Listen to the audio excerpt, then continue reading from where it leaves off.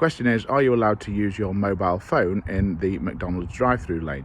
First thing to say is that although McDonald's drive-through lane is private land, it is a public place, so driving laws apply.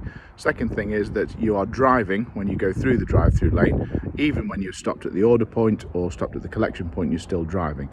So road traffic laws apply then. The laws relating to mobile phones apply when you're holding the phone in your hand. So if the phone's in a cradle, or if you're using CarPlay or something like that, then you're allowed to do that. Although you do need to be careful that you're still driving safely and carefully, or you could be prosecuted for other offences.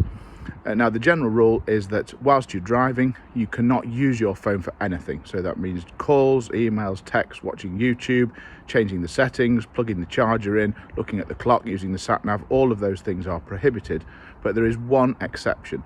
And that exception is that if you're using your phone as a payment method, then that's okay. So if you're using the phone to pay for your food at McDonald's or Starbucks or anywhere else, or even if for example, the M6 toll road was equipped to use mobile phone payments, then you would be allowed to use it there.